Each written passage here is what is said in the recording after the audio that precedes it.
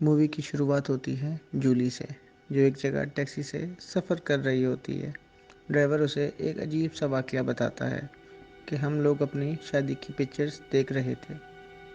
वो pictures hotel के सामने ली गई थी और उसमें एक चीज़ नज़र आती है, एक फ़िगर जो उसे घूर रही होती है, जिसको देख वो बहुत डर जाते हैं। और ड्राइवर बताता है कि होटल के सामने जो पिक्चर्स ली थी वो रूम खाली था उस वक्त। ड्राइवर होटल के बारे में बताता है, उसे होटल से डर लगता है और वो रात में वहाँ जाना पसंद नहीं करता।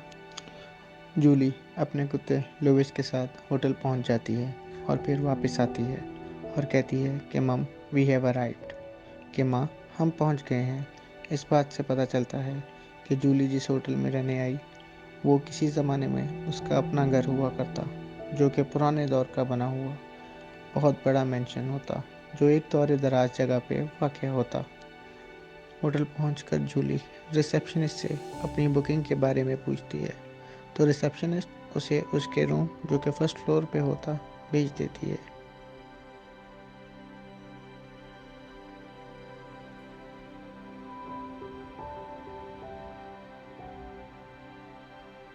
जूली वहां पहुंचकर सामान निकालती है तो माँ को मना करती है कि आप मेरी चीज़ों को ना देखें, जिसमें कुछ गिफ्ट्स और रिबन्स होते हैं। माँ कहती है कि मैं नहीं देख रही। कुछ देर बाद बाहर से गानों की आवाज़ आती है और रिसेप्शनिस्ट गाड़ी में बैठकर किसी के साथ चली जाती है। जूली अपने कुत्ते के साथ वॉक करती है तो होटल के सामने वाली चेयर पर देखती है जहाँ कोई नहीं होता। फिर रात में जूली सोने की कोशिश करती है, लेकिन कुछ आवाज़ें उसको सोने नहीं देती, जैसे कुर्सी को खींचना या फिर खिड़की खुले होने की आवाज़। वो पूरी रात मुश्किल से ही सो पाती है। सुबह उठकर जब नाश्ता करती है तो उसे फिर से कुछ अजीब सी आवाज़ें आती हैं। वो रिसेप्शनिस्ट के पास जाती और बताती है कि उसे वो सारी रात सो नहीं पाई। तो रिसेप्शनिस्ट उसे बताती है कि उसके ऊपर वाले रूम में कोई नहीं रह रहा, जिस पर जूली उसे कहती है कि प्लीज़ विंडोज़ सारी चेक कर लीजिए, आज रात आवाज़ ना आए कोई। उसके बाद रिसेप्शनिस्ट उसे जूली के कज़न की चिट्ठी देती है, जिसका नाम एलिस्टेयर होता है। वो लिखने की कोशिश करती है तो उसे किसी के रोने की आवाज़ें आती हैं, जिस पे वो लिखना छोड़ देती है। और उसके बाद वो अपनी माँ के साथ लंच करती है, जिस पे उसकी माँ पूछती है, क्या हम यहाँ इस होटल में अकेले रह रहे हैं? जिस पे जूली कहती है कि उसने अभी तक यहाँ किसी को नहीं देखा। जिस पे माँ उसे बताती है कि ये कमरा ड्राइंग रूम हुआ करता था और पूछती है, क्या तुम कुछ लिख पाई हो? तो जूली उसे कहती है, मैं अभी तक कुछ लिख नहीं पाई। उसी रात फिर से रिसेप्शनिस्ट गाड़ी में बैठकर किसी के साथ चली जाती है और जूली खिड़की से देखती है और उसे फिर से अजीब सी आवाज़ें आती हैं, जैसे कोई चल रहा हो या तेज़ हवाएं चल रही हों। उसके बाद जूली कुत्ते के साथ वॉक पे बाहर चली जाती है तो वापसी पे फिर से फ्रंट वाली खिड़की को देखती है, जिसमें उसे फिर से कुछ नज़र नहीं आता। जूली उस रात फिर से आने वाली आवाज़ों की वजह से सो नहीं पाती।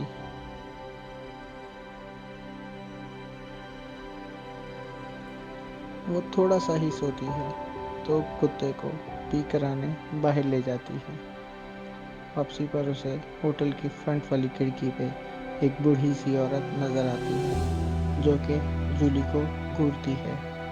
जूली जल्दी से अंदर आ जाती है। वापसी पे उसे एक और बंदा नज़र आता है, जो कि बूढ़ा शख्स होता है। वो अगली सुबह फिर से लिखने की कोशिश करती है, लेकिन आवाज़ें फिर से उसको डिस्टर्ब करती हैं। रात को खाना खाने बैठते हैं तो उसकी माँ उससे बातें कर रही है, तो जूली मोबाइल पर रिकॉर्डर ऑन कर देती है। माँ बताती है कि यहाँ इसी रूम में थे जब पीटर का जहाज़ तबाह हो गया था। जूली उस पर रो पड़ती है और कहती है, मैं यहाँ आपको इसीलिए लाई थी ताकि आप खुश रह सकें। लेकिन माँ बताती है, यहाँ सिर्फ खुश मेमोरीज नहीं बल्कि हर तरह की मेमोरीज हैं। उसी रात रिसेप्शनिस्ट अपने बॉयफ्रेंड से झगड़ा करती है, लेकिन फिर से उसके साथ चली जाती है। वो बाथरूम में बैठी हुई है तो बाहर निकलने पर उसका कुत्ता लुइस वहाँ मौजूद नहीं होता।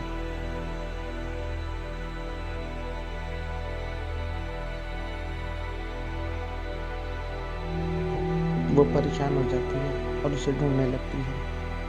वहाँ उस पल उसकी मुलाकात फिर से उस बूढ़े शख्स से होती है जो जिसका नाम बिल होता है। बिल और जूली मिलकर लुइस को ढूंढते हैं हर जगह।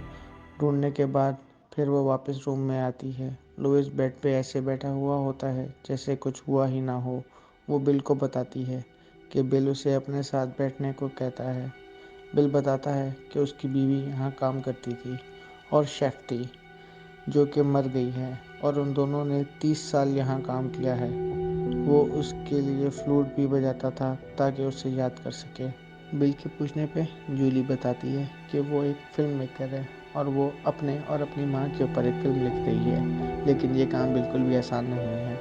वो उसको बताती है कि वो अपनी माँ को बस खुश देखना चाहती है, इसीलिए वो यहाँ लेके आई थी। अगले दिन के लिए जूली बिल को टोस्ट के लिए बुलाती है। बिल बिजी होने की वजह से इनकार कर देता है। फिर रात को वो सो नहीं पाती। अगली सुबह वो अपनी माँ को बर्थडे विश करती है। उसकी माँ पहले ही बाहर वॉक पर होती है कुत्ते के साथ, जिस पे जूली लिखने की कोशिश करती है, पर वो आवाज़ों के आने की वजह से लिख नहीं पाती। वो अगले ही सीन में अपनी माँ को बिल से बात करते हुए सुनती है, जिसमें माँ उसे कहती है कि मुझे हल्का सा अफसोस है कि जूली का कोई बच्चा नहीं। अगर होता तो वो बहुत उसका सारा प्यार मुझ पे ही निकल रहा है। उसके बाद उसका कज़न आता है जो साथ रोज़लैंड की बर्थडे के लिए फूल लाता है, और उसकी माँ कहती है एलिस्टेयर यानी कज़न से जान छुड़वाओ। अगली सुबह जूली गिफ्ट पैक करती है और अच्छे से तैयार होती है और डेकोरेट करके डिनर पे माँ को बुलाती है। जूली माँ को गिफ्ट खोलने का कहती है, जो एक एक लिटिल बॉक्स यानी छोटे डब्बे होते हैं जिसमें हैप्पी बर्थडे की ट्यून बज रही होती है। जूली कहती है ये ऐसा ही है जैसा डैड ने आपको दिया था। वो बाद में वाइन की बोतल भी खोल लेती है। ऑर्डर करने की बारी आती है तो जूली कहती है कि उसे बहुत भूख लग रही है। माँ कहती है कि वो खाना नहीं खाएगी, जिस पे जूली कहती है कि अगर आप नहीं खाओगी तो मैं भी नहीं खाऊंगी, जिस पे जूली बहुत अपसेट हो जाती है और वो कहती है कि मेरी पूरी ज़िंदगी आपको खुश करने में निकल गई है। ना ही मैं अपने हस्बैंड के साथ सही तरह बात करती हूँ, ना ही मेरे कोई बच्चे हैं, और जब मैं बूढ़ी हो जाऊंगी तो मुझे पूछने वाला भी कोई नहीं होगा। जिस पे रिसेप्शनिस्ट ऑर्डर लेने आती है तो जूली कहती है कि हम कुछ नहीं खाएंगे, जिस पर रिसेप्शनिस्ट हैरान होकर कहती है कि कुछ भी नहीं। तो जूली ऐसे ही कहती है कि जब खाना होगा मैं बता दूंगी, और जूली माँ से माफ़ी मांगती है और अजीब तरह रोना शुरू कर देती है। रिसेप्शनिस्ट फिर से आ जाती है और पूछती है कि क्या आप केक के लिए तैयार हैं। तो जूली उठ खड़ी होती है और साइड पर जाकर रिसेप्शनिस्ट को कहती है कि टेबल पर केक का जिक्र ना करो, और जाकर केक ले आओ और मोमबत्ती रख कर लाना जैसे मैं जलाऊंगी। तो रिसेप्शनिस्ट केक ले आती है, फिर उस पर मोमबत्ती जली हुई होती है और जूली केक लेकर जाती है टेबल पर, तो साथ साथ गाती है happy birthday to you, happy birthday to you, जिस पर रिसेप्शनिस्ट बहुत गमगीन होकर हैरान हुए जूली को ये सब करते देखती है। जूली अपनी माँ को हैप्पी बर्थडे गाती रहती है और फिर सामने केक रखती है और माँ से पूछती है क्या मैं मोमबत्तियाँ बुझाऊँ। तो जैसे ही वो खुद मोमबत्ती को बुझाती है, जूली मोमबत्तियों को बुझाती है तो देखती है सामने कोई नहीं बैठा होता। इसका मतलब माँ कभी साथ आई ही नहीं थी, या फिर माँ पहले ही मर चुकी होती है। जूली मोमबत्ती बुझाने के बाद बहुत रोती है और रात में जूली बहुत सिसक सिसक के रोती है, बेइंतहा रोती है, जिसकी आवाज़ें बाहर तक आती हैं। जिस पे बिल कमरे का दरवाज़ा नॉक करता है और जूली को पूछता है क्या तुम ठीक हो। जिस पे जूली कहती है कि मुझसे सही तरह नहीं हो पाया। बिल उसे कहता है कि तुमने हर चीज़ बिल्कुल ठीक की है। बिल उसको गले लगाता है और कहता है कि सो जाओ, मैं तुम्हें सुबह मिलता हूँ। सुबह नींद में उसको अपनी माँ के साथ आखिरी लम्हात याद आते हैं, पर वो जो लिख रही होती है उसमें 4 से 5 लाइनें ही लिख पाती है।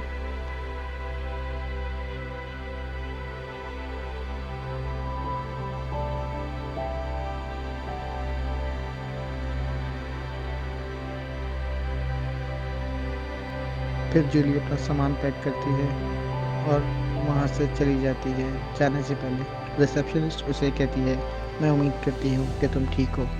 और बहुत से लोग उसे नज़र आते हैं, जिनमें से एक बिल भी होता है। फिर वो बिल को गुड बाय करके वहाँ से चली जाती है।